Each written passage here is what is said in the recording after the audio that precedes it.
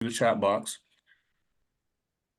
Our speakers will be able to answer those items, and you can turn your camera back on, unmute yourself during the Q&A session. Our first presenter is Dr. Robert McManus. Dr. Robert McManus is the Executive Director of Graduate Business, Applied Leadership, and Professor of Leadership at Muskingum University.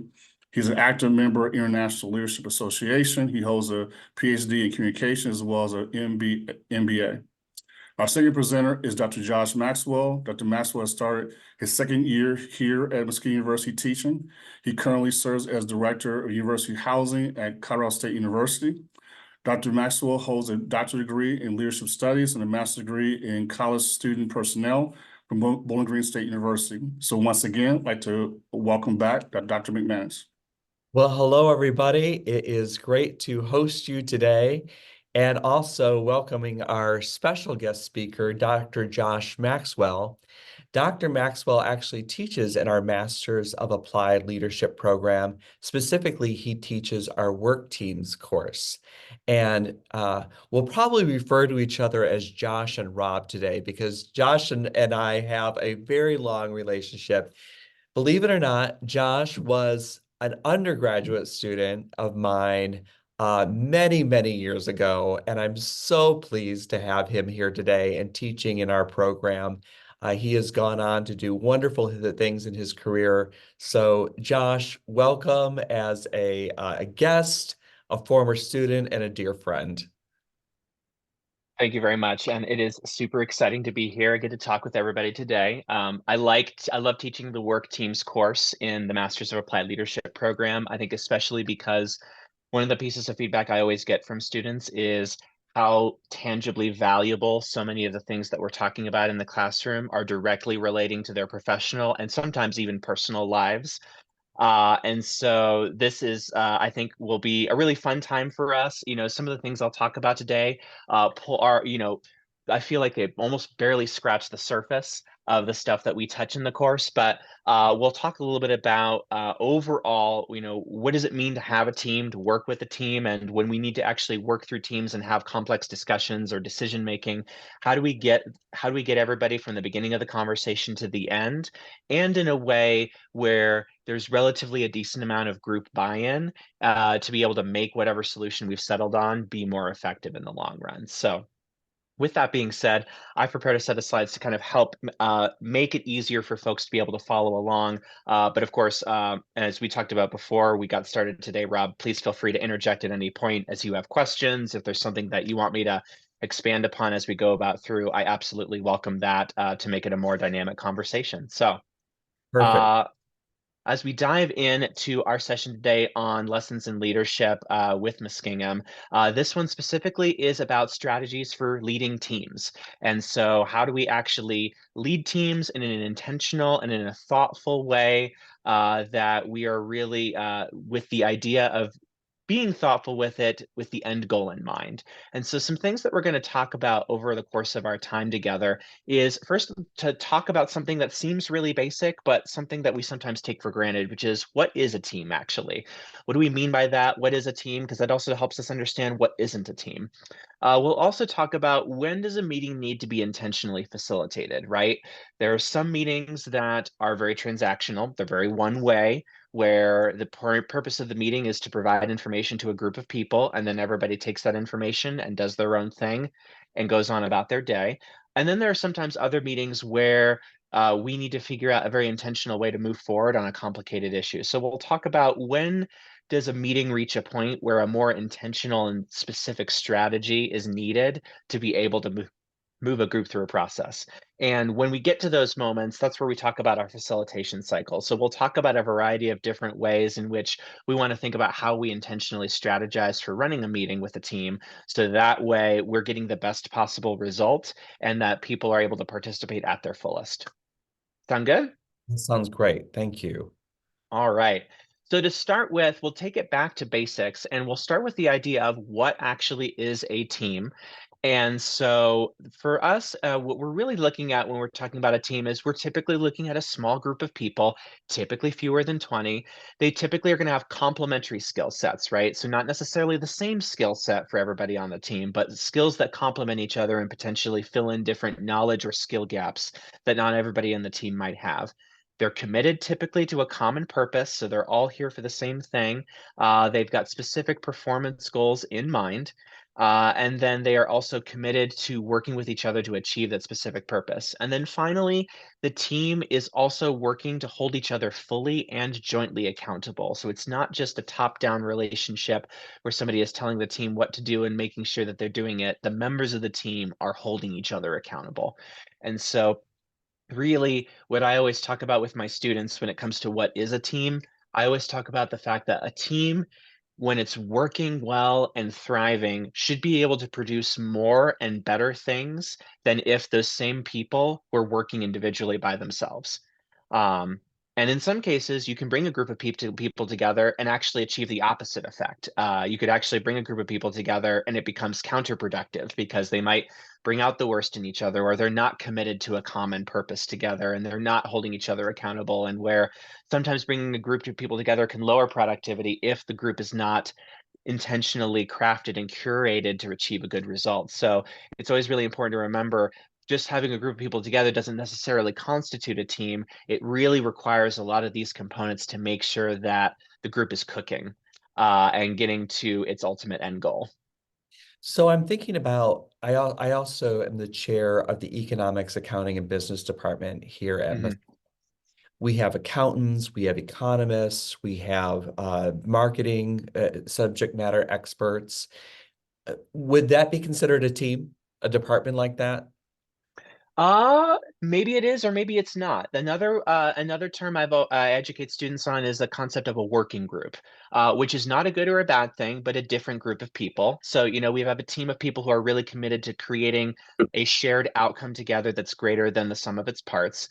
But a working group is another way that people work together, and that's really where you have a group of people coming together who are making sure that people are being updated on all the things that are in their spheres of responsibility and making sure that they understand what's happening. So that way, by the time they all leave that group, they're able to continue on with what they're working on in their specific lanes and their spheres of influence. And that's not an inherently bad or good thing. It's just a different way that people organize and manage their work. So sometimes what we sometimes see as a group of people, we might identify initially as a team, but they might actually more appropriately be a working group because they represent so many different areas and we're making sure that they're not stepping on each other's toes. Does that make sense?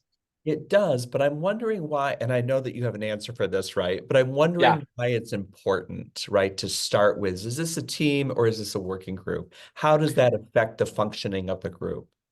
I think it helps because it helps set people's expectations for what is the outcome of this group of people working here today, right? Because I think if you're not clear with a group of people on what the purpose of the group is, what kind of decision-making power it will or won't do, what the scope of the group's work isn't or it doesn't do, that tends to sometimes create frustration, right? Because then you have people coming to a meeting and they're expecting something to get done, and then they're perceiving that something's not getting done. But if the purpose of that group coming together was never for that in the first place, then you typically will see people being frustrated. You'll have high levels of dissatisfaction or sometimes levels of disengagement with people. And so I think that's where it really is important to help clarify with a group and help clarify as you onboard new people to a group when they're hired to say, when we're bringing this group of people together, this is what the purpose of the group is, or this meeting is, and this is what it is, and this is what it isn't. So that way you know what the objectives of this time and this space are. Thank you. I think that's very helpful for us just to keep in mind. No, absolutely. So let's talk a little bit about, so we've talked a bit about meetings, but what happens when we reach a meeting that's a bit more complicated than just sharing out information? So there's typically a time when a meeting reaches a point where some more intentional facilitation is required, where the person running the meeting needs to be very intentional about how they're planning and structuring a meeting. And this happens in a couple of different scenarios. Usually if there's an important issue that's been detected, that has a significant impact to the broader organization or the group or unit that's being discussed. The solution isn't readily apparent, right? And so in other words, it's not a solution where you're choosing between maybe one or two choices and they're really obvious, right? Like it might be, it's a more complex situation and there's not necessarily a set of good options, but there's just a set of different options of varying levels of pros and cons, and you still need to figure out how to navigate it. And another one is where buy-in is needed for the solution to be successful. So one of the things I frequently tell my students is sometimes sometimes the process is more important than the outcome. You can have the best idea in the world about how to change a process, how to move an organization forward, and it could truly be the best way forward, objectively speaking. And that idea might not matter if there isn't enough buy-in from the organization or the people responsible for implementing that idea. If they're not bought into it, it might not be successful, no matter how good of an idea it is. And so sometimes the process can be more important than the outcome because it actually helps us achieve the outcome when people are more bought in. And so when you're reaching one of these three different points, that probably means you need to think a little bit more carefully about how you're going to plan and schedule and run a meeting. Mhm. So, with that being said, what does that look like? So, if we're saying that we have one of these criteria or multiple of them together, what does it look like then if you need to run a meeting that's different than a standard one? It typically means that you're doing something that's a highly structured meeting where you, as the meeting leader, are going to guide the participants. You're going to have a set of predefined steps that you're planning going in, and then with the goal that you're arriving at a result that is created and understood and accepted by all of the participants. This is probably one of the biggest areas of the learning curve for students when they first enter my work teams course, because a lot of folks come in with the idea of when I'm running the meeting, I'm going to put my idea forth and sell my idea as hard as possible.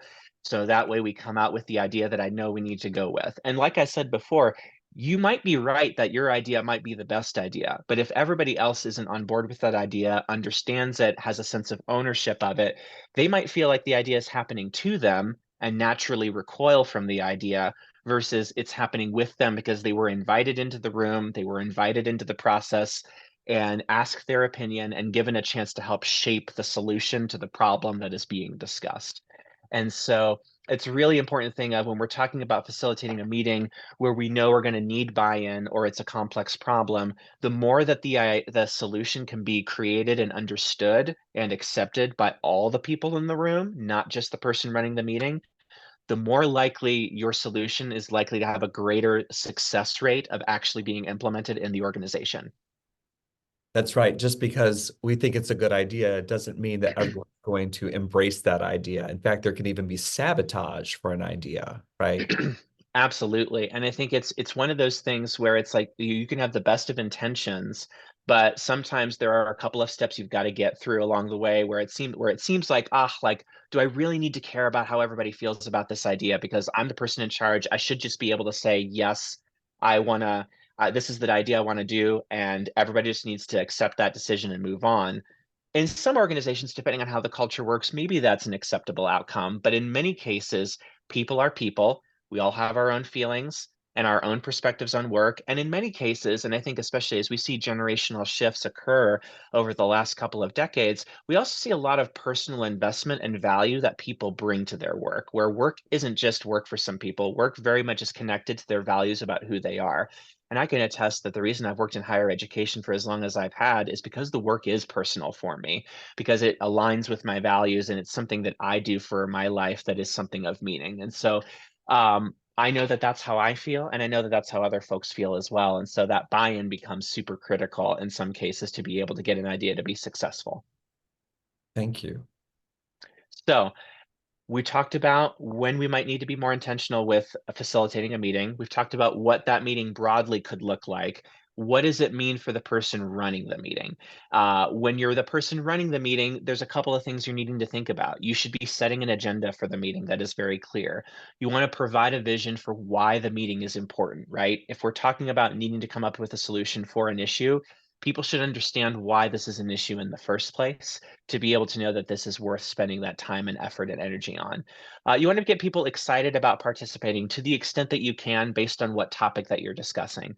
Um, depending on the nature of the group, depending on the nature of the topic, ground rules might be appropriate to help keep the discussion focused. And sometimes that's to keep the discussion on topic so people don't get distracted, because that can happen, and I'm guilty of that just as much as anyone. Other times it could be because you might be discussing a very sensitive topic, like how people are going to be compensated, or how we're going to structure, admission standards or requirements for something, or how we're going to implement a policy that is going to affect employees and staff. These are all things that can be very sensitive and very personal, and sometimes setting ground rules in advance can help keep the discussion focused on the issue rather than the people. It's also about the meeting leaders should be asking challenging questions to really probe and make sure that a quality idea is being developed, and also ensuring that everybody has the opportunity to engage and not just the loudest voices in the room. And so I'm someone who's an extrovert. I rarely have any issue talking in a meeting or an environment, something that Rob can attest to from my time as a student. Uh, but other people might not be as willing and able to just immediately throw their voice in about what they're wanting to think about. And a meeting leader can play a very crucial role in making sure that every voice is heard, not just the voices like mine that can sometimes be very loud or very willing to share at a moment's notice. So, with that being said, now let's talk a little bit about how do we actually put this into practice. So we've talked about why it's important to sometimes be more strategic when we're running a meeting on a complex issue. Now let's actually talk about where this goes. So one of the core texts that I use in the Work Teams course is The Secrets of Facilitation by Michael Wilkinson. This is the text that I have received an abundance of strong feedback from students on. This is a book that they keep after they're done with the course, because they refer back to it as a really great reference guide for how to do the rest of the work in their jobs. And so this is something that I think is always of really great value. I'm going to put it in the text box, so if someone wants to pick that up. Yep, yeah, I highly recommend it. It's an extremely valuable text. And this is kind of a Cliff Notes version of some of the core pieces of the facilitation cycle that I've adapted from Wilkinson to really talk about what are the things we need to think about when we're preparing a meeting. One of the things I really try to instill with students is that meetings are complicated and every decision we make has an impact. And sometimes that can be in a good way, and sometimes that can be in a bad way. A lack of preparation can cause a meeting to start off on the wrong foot with people not clear about why we're here or what we're talking about. If you're not careful with how you're collecting information, you might collect information very poorly or very surface level and not have a very good idea generated as a result. Or when we talk about consensus building, about how we come together on a decision, if we're not intentional about how we make sure that the group is agreed on an outcome, people may not feel bought in, and people might feel that you as the meeting leader just pushed forth your idea, and then there's very little buy-in, or going back to Rob's point, maybe active sabotage on the idea because they felt that the way we got there wasn't done in a fair manner. And so the facilitation cycle is really meant to be, how do we intentionally plan through and prepare for a meeting to make sure that by the time we're done with it, we've had a really effective result. So we'll start a little bit with the idea of preparing. So how do we get ready for a meeting? And some of the things that I'm going to talk to you about aren't necessarily groundbreaking, but it's because they teach us about how to better understand the things that we already see in our daily lives, right? And so I think that's really where this, one of my professors in my master's program talked to me about that, of saying, Josh, the best theories don't always tell us something new, but they teach us how to better understand the things that we already intuitively know, but naming it and making it better for us to navigate. And that's really where this cycle comes into play. So when we talk about preparing, I always like to talk about the 5 Ps framework. You should be able to answer these 5 Ps whenever you're preparing for any meeting. So first off, the purpose, which seems really obvious, right? Why are we holding this meeting? What are the key objectives that we're wanting to get out of the time that we're here together? And that can be in a specific meeting, or it can be in a repeating set of meetings. But what are the key objectives that we should be focusing on? And if we can't answer that question, it could point to some dysfunction going on in that space. The product, what do we need to have done, and what are we walking away with as a result of this meeting? What are we producing as a result of this meeting that we can walk away with and say we know that this was a successful time spent together and that it helped serve our purpose? Who should be in the room as our participants? Who needs to be involved, and what perspectives are they bringing? We talked earlier about teams needing to have complementary skills, right? That brings us back into this idea of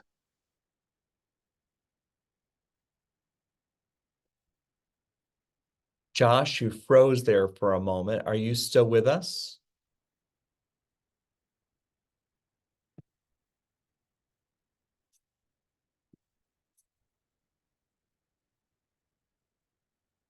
If you're all still with us, just give us a moment. This sometimes happens with Zoom. Sometimes the speaker has to go out and come back.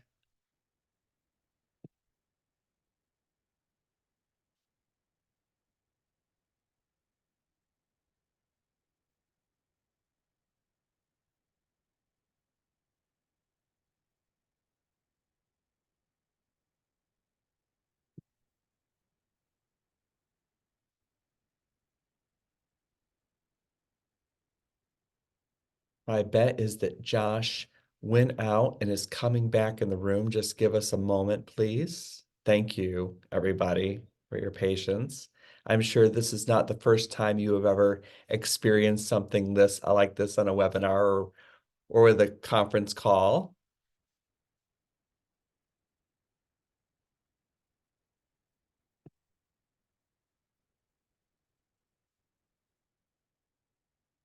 I also know Josh was having some experience on his campus today where they were having some problems, so that might be a part of this.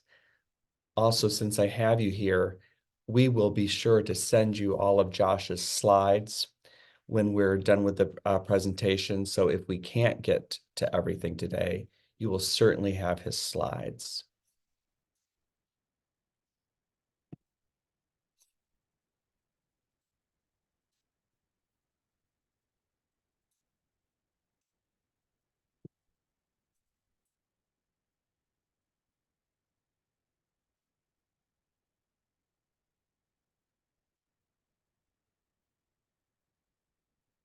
Just waiting to see if he can come back in.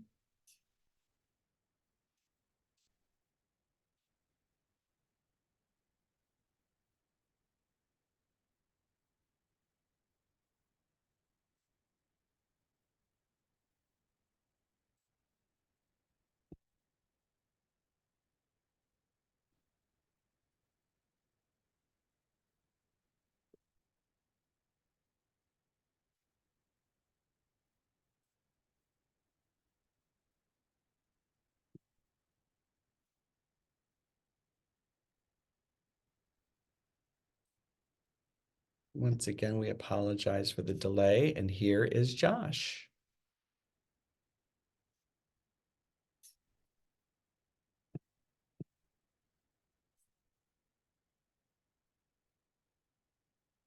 Josh, Hello, I'm back. Can you hear me?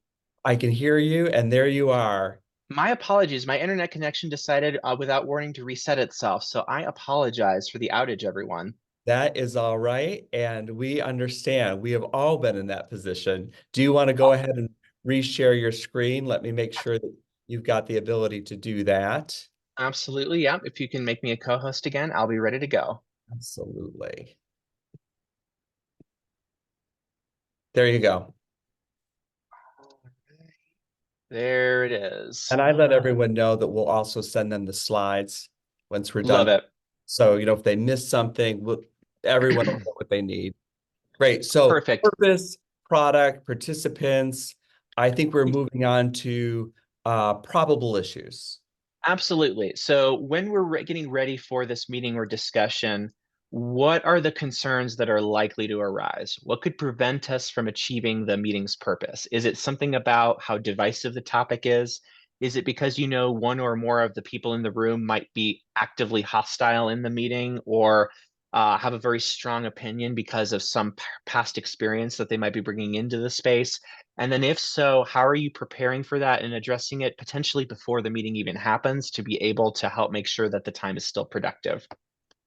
And then finally, process, which really helps inform the rest of the facilitation cycle. What are the actual things we're going to do in the meeting to achieve our purpose, knowing what product we're trying to achieve, and knowing the people that are going to be there? And so, knowing all of these different things of the rest of the 5Ps, what's our plan to actually make sure this meeting goes well and that we achieve the product that we want?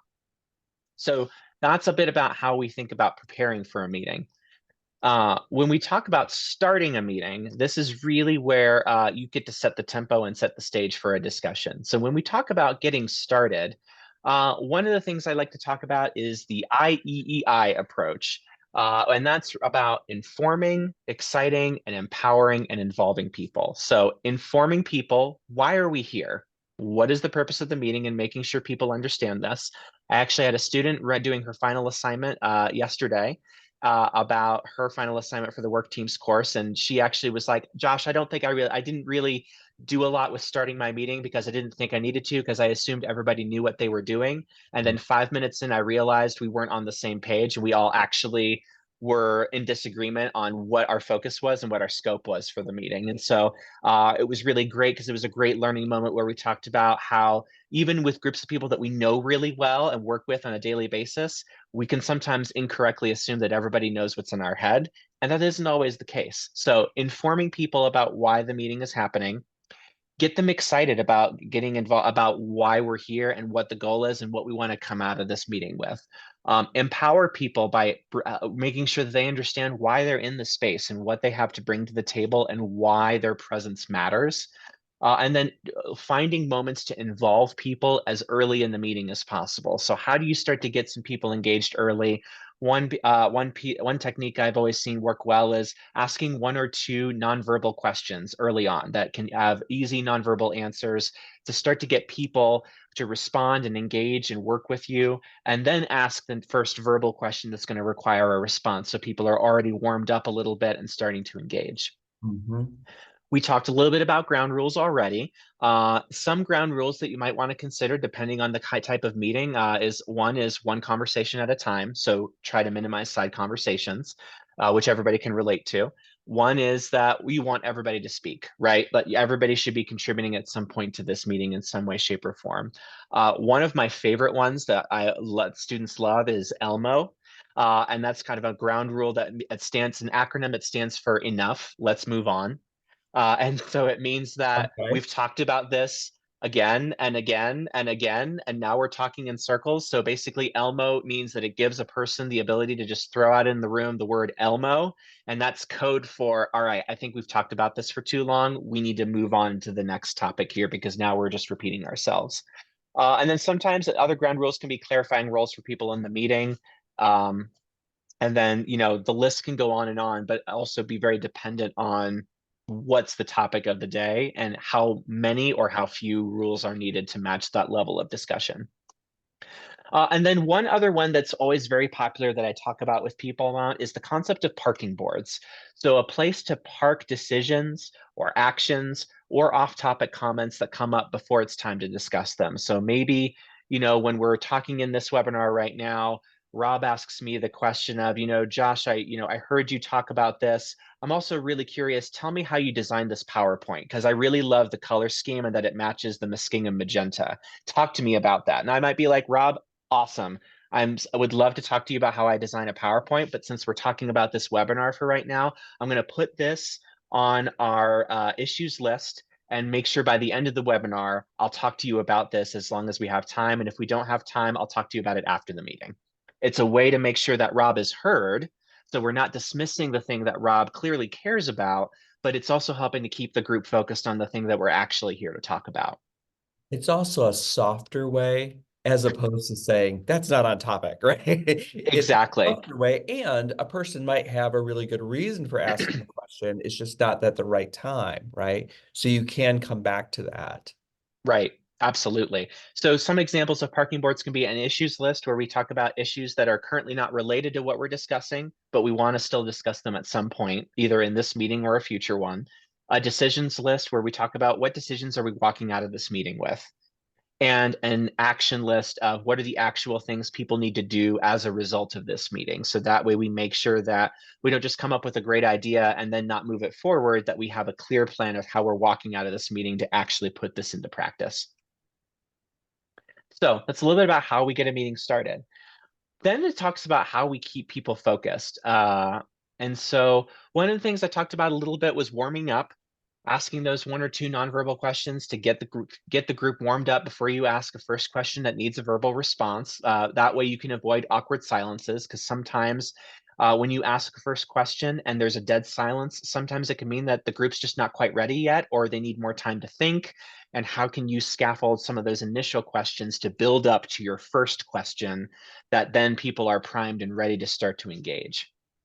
We also talk about the concept of an acronym that I like that call PDQs, or we essentially giving accurate and clear and concise directions. So if you're going to ask the group to do something like everybody take 15 minutes to brainstorm how to do X, Y, and Z better in our hiring process. If you're going to do that, you want to make sure that you're telling them the purpose of the activity, give them an example of what you're looking for when they're doing that activity in terms of what you want them to produce. Make sure you give them clear directions. If there are any exceptions or nuances that you already know will come up, address those up front. Ask the group if they have any questions about the activity that you're asking them to do. And then get them started at minimum with a starting question that helps them start to visualize their answers, and get them started with actually executing the activity or the brainstorming session that you want the group to do. So just a little bit of that intentional piece, because you can always tell when an activity could use greater elaboration when you say go and then everybody follows up with about 10 different questions. Because Right. then that's that signal that it's like, oh, like, okay, if everybody's asking all these questions, then maybe I tried to start the activity too early. Maybe there was more stuff I needed to do to prime the group to make sure they understood what I was asking of them. Yes, I think that meeting leaders often know in their mind the purpose of something, and they want this feedback, right? But the people in the meeting, they're not privy to that. They don't know. So I think that team leaders, people who are running a meeting, do have to be more thoughtful about communicating their intent and why they're doing something and the goals to the participants. That's a helpful little tool. Absolutely. And I think it also goes back to the idea that everybody operates in different ways. Some people are really good living in ambiguity and Mm, being able to not have a lack of detail and just kind of think creatively and work through things. Other people might have a very linear thought process and want to know exactly what the expectation is so they know exactly how to move through and make sure that they're exactly on target with what the proper goal is. And so recognizing you've got several different styles in there, a framework like this helps make sure that you're meeting all of those needs. very helpful. Then we talk about information sharing. So how do we actually get information from a group? So there are a lot of different process functions in terms of when we're trying to pull information from a group or gather it, organize it, when we're trying to deal with things like, one example I like to look at is, how do we want to improve our hiring process? There could be a lot of different information gathering that we need to do about a hiring process to figure out how to improve it. So some things might be things like gathering facts. So maybe I need to know, what is the hiring process right now? What are the different steps? How are we going to, how does somebody go from being hired to being onboarded? What's the time frame for it? You're typically, when you're doing gathering facts, you're looking for things that are typically quote unquote right answers, or things that are less open to interpretation, more objective, less subjective information. Categorizing. So let's say we're asking for a whole group of things of what are different ways that we can improve this hiring process. Let's say we have 12 different ideas that a group comes up with. Those ideas might cluster together in a couple of different areas. And so sometimes it's helpful to group information to categories to say, okay, there's several parts here that are talking about the interview process. Then there's another group talking about how we write our job descriptions. Then there's another set of them that seem like that they're about the onboarding process itself, right? And as you start to cluster that, that can help focus the group a bit more overall on the type of solutions you're landing on. When it comes to inquiring, having participants create or ask questions of the speaker or of each other. So this, is essentially exactly what it sounds like, of how do you get the group to either ask questions of each other or of you when it comes to the topic that you're trying to do. And sometimes this can be deliberate, where maybe you do a breakout group where everybody is in their own different groups. And then once a group speaks, the group behind them is the one that asks the first question, to start Hmm. to promote people engaging in peer-to-peer questions with each other, as opposed to just you as the leader being the one that's taking up all the space in the room. Mhm.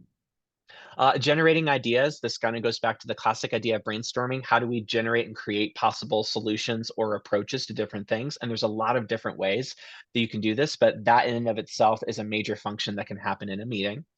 We also talk about prioritizing. So, okay, we've got a lot of cool ideas.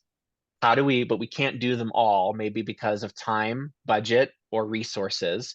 How do we prioritize or rank or pick them in a different order?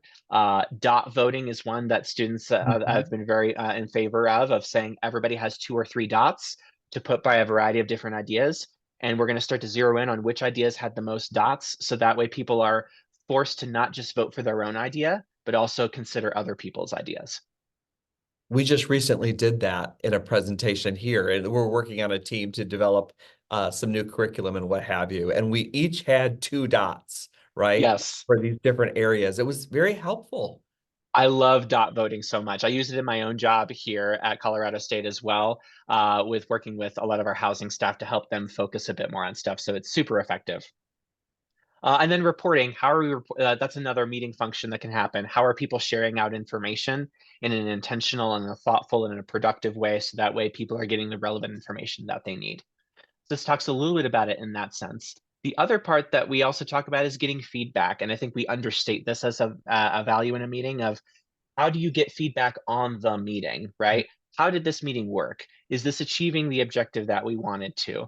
I remember I asked feedback for a meeting I ran a few weeks ago, and one of the pieces of feedback I had was that it was a sequel to a meeting we had earlier, but when we started the sequel meeting, I started it too quickly, and it was like people weren't quite ready to dive in and start talking about different things. So like a recap would have been helpful.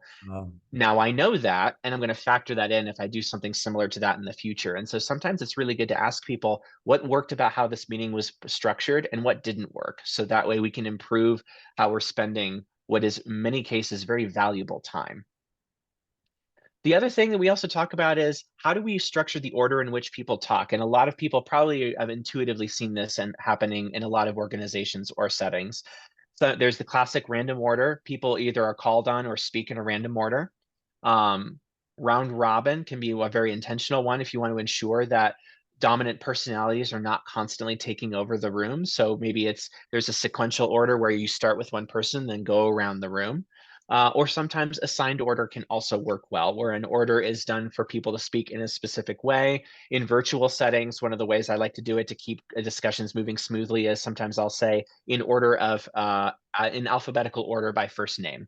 So that way we don't have to worry about what the position of every single person is on everybody's screen when they're all in a virtual meeting together. Right. So then we talk about consensus building. So when we talk about consensus building, this is really about, how do we get people to be on board with the solution? So we've got a couple of solutions here. Somebody wants to propose that we do this solution. How do we ensure that the whole group has consensus on this outcome? And in order to do that, we have to talk a little bit about, what does consensus actually even mean? Right. And consensus doesn't mean that I'm the cheerleader. It doesn't mean that I love this idea more than any idea that's ever been developed in the history of humanity, right? It just means that I can live with the idea and I'll support the idea. It doesn't mean that I think it's the best idea. I could think that there are 5 other ideas that are better, but it means at least I can live with the idea and I can support it. And ultimately, I feel like my concerns or perspectives were heard when we got to the outcome. It encourages discussion.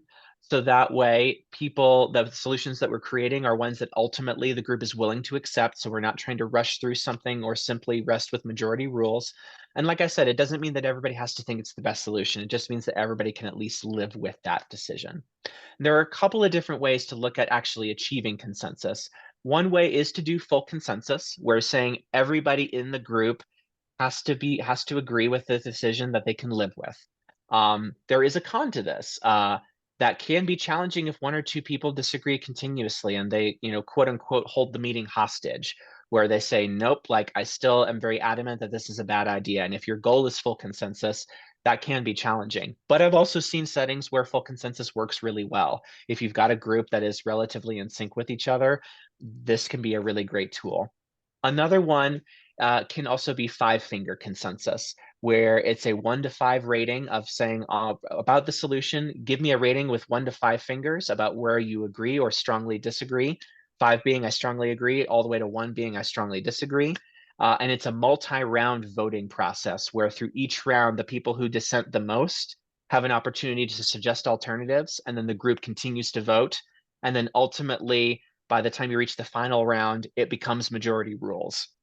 And then therefore it becomes a balance of ensuring that people who are dissenting have the opportunity to suggest changes and make their voices heard, while also making sure that dissenting voices can't entirely hold a meeting hostage and prevent a decision from being made, because ultimately sometimes you still have to make a decision, even if everybody is not always in full agreement on a decision. I have a quick question about that. So let's say someone is always a 1, right? Mhm. But we've got some people who are also 5s. Do Right. you allow both parties to speak, or do you ask, I noticed, Josh, you were a 3. Can you tell me why you're not a 1 or a 5? Is that a way to work with this, or? Yeah, so the 5s definitely could talk about why they said the way that they said it. And then, but the idea then is that the 1s or the 2s get to suggest alternatives to be able Uh, to say, like, what would move me from a 1 or a 2 to a 3? But then the rest of the group still has the ability in the next vote to say, yep, I'm okay with this as it's been changed, or no, I don't think this way, which means you're going to go back to the previous way that the idea was formatted. But at least it's still providing a space for the people who are dissenting, while they also recognize that ultimately, if the group doesn't go with it, that eventually we're going to continue to move on. that's helpful tool. Yeah, absolutely. And then last but not least, how do we wrap up a meeting? And so sometimes the ending is really important because you want to make sure everyone's on the same page. So part of it is a simple review. What did we do in this meeting? What were the objectives? How did we meet them? Let's talk about the parking boards and make sure that we've addressed all the issues that we needed to talk about. Did we get back to Rob's question about how I designed the PowerPoint for today, right? Like making sure we don't forget those things that have come up. Defining what can be communicated about the meeting that just happened. Just because a decision gets made in a meeting doesn't mean it's automatically public knowledge, right? Or it might mean that it can be once it's communicated in the right order. Maybe somebody needs to know first, then someone else needs to know second, then someone else needs to know third. So making sure people understand what can you communicate and when and how after the meeting. Uh, get feedback on the meeting like we talked about before to see how did the format work. Making sure that you end the meeting by telling people if there are next steps, here's things that you can expect moving forward. And then last but not least, debrief the meeting. And maybe that's debriefing it with a supervisor or a head of an organization or the person who wanted the meeting to happen in the first place that you facilitated, to say, hey, what were the strengths and the areas of growth for this process? So that way you know how to continue to grow your skill moving forward. And so that really brings us back to this cycle at the very end here, is really looking at how we prepare the meeting, how we kick it off, keep the group focused, intentional ways of pulling information out of people when we're coming up with ideas or facts or solutions, coming up with how we reach consensus on the solution that we pick, and then ultimately how we wrap up that meeting. So with that being said, I think this is a great segue to talk about any other questions that you might have, Rob, or that anybody else does. Well, I'll always have questions, but I'm sure that our guests do as well. So at this point, we would invite you to turn on your cameras, turn on your microphones, and ask questions of Dr. Maxwell if you have them, and have more of a dialogue at this point. This was very helpful, Josh, very helpful. Thank you. I appreciate it. So what questions might you have out in the group? And you can go ahead and just pop in. Again, you're welcome to turn on your camera if you'd like, but you don't have to.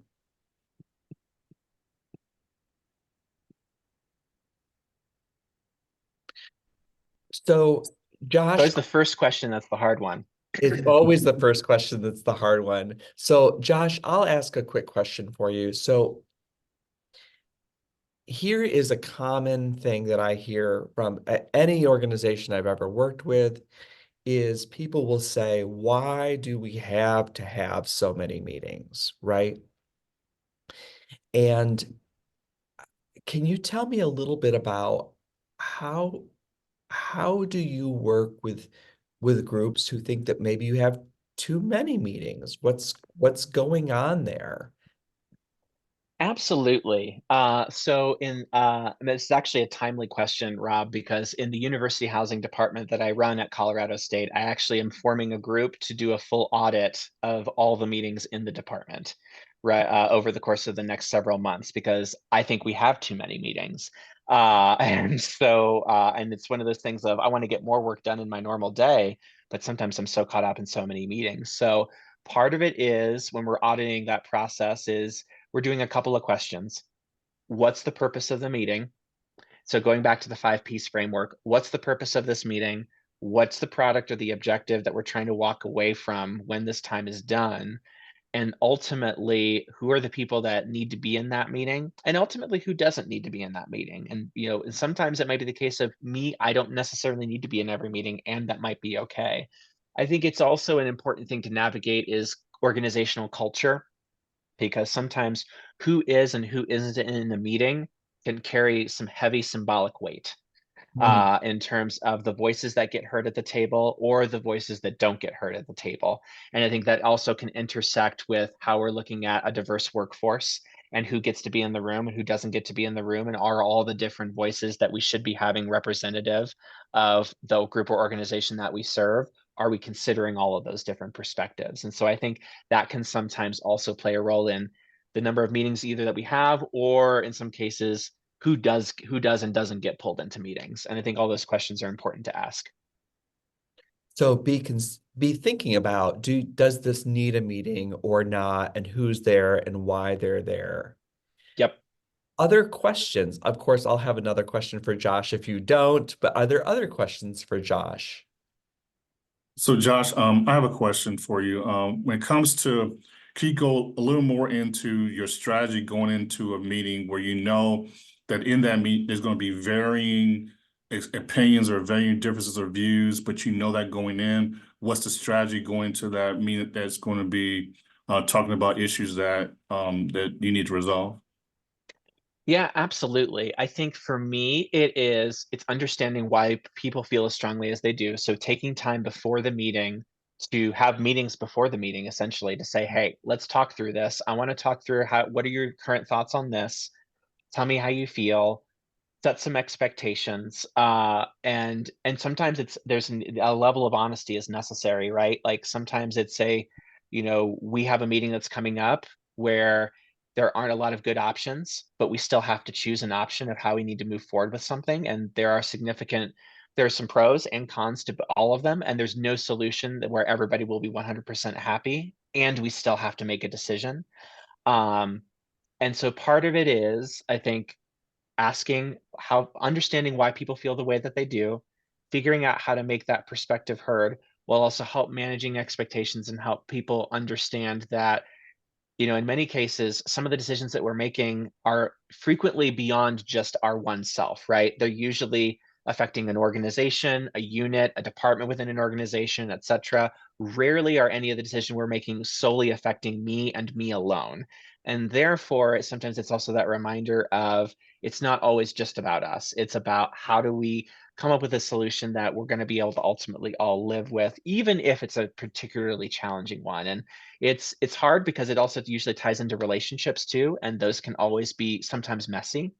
But I think it really starts with understanding why folks feel the way that they do, validating those feelings, helping work through them, and then helping to give, in some cases, giving advice on how they can show up in the meeting in a way that would be productive to help people understand their perspective, to be able to give them a chance to feel like they're being heard. Josh, I really Wonderful. like that. The meeting before the meeting Mhm. is sometimes more important than the meeting itself, right? Yeah, absolutely. And And what I'll say too is sometimes the meeting after the meeting is vital. I was in a meeting 2 days ago, and then after the meeting, and it was a spirited meeting that we had on a really difficult discussion. And afterwards, I knew one person who I knew immediately was probably significantly impacted by that discussion because of a decision that didn't seem like it was going to land in the way that she was hoping. After that meeting, I immediately followed up with her and talked with her for about half an hour to say, hey, I want to check in on you. How are you doing? Right? Like, talk to me about how you're feeling about how the meeting went. How can we get set up for what the next meeting's going to look like, and to feel like you still have the support that you need? And I think sometimes some of this can go back to trying to just be a good human being and validate that people are going to have some strong feelings, and how do we figure out ways to support them, even if we can't always do everything that they're wanting. Yes. Other questions?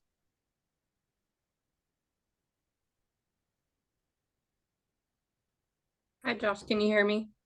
Loud and clear. Okay, perfect. So you talked a lot about, buy-in and participation from employees when you're implementing change in an organization or your team.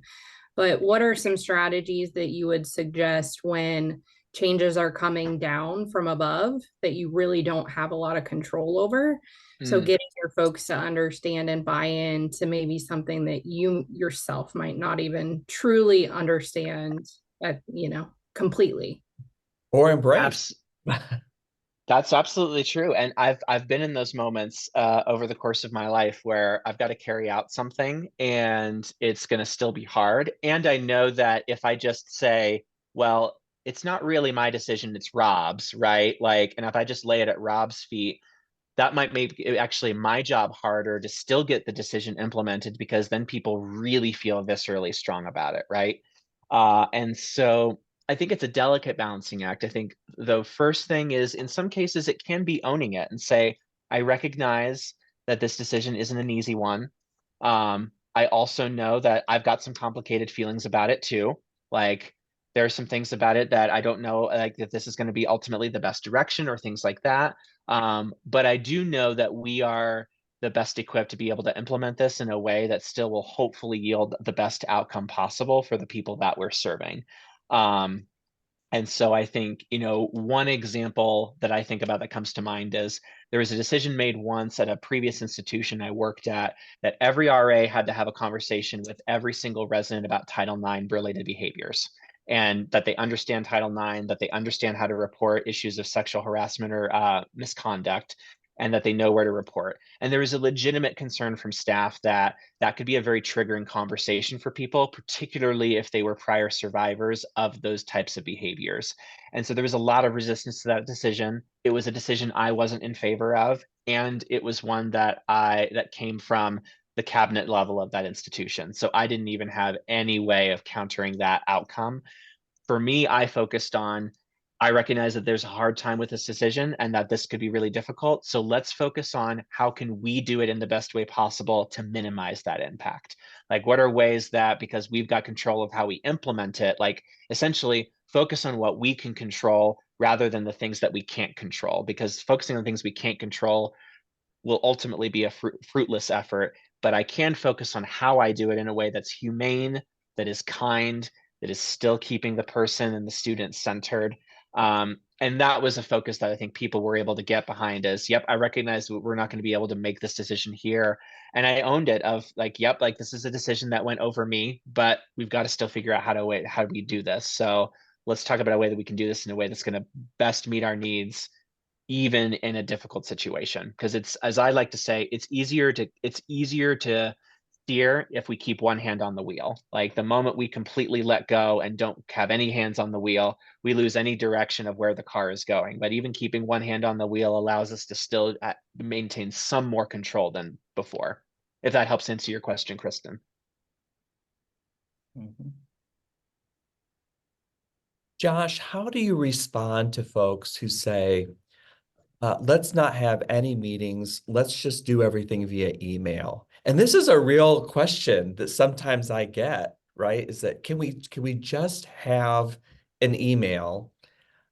Now, and maybe this is me selfishly thinking about this, but there's something also about a face-to-face or at least a virtual meeting that Mhm. does allow that interaction to be able to come to consensus, to be able to Mhm.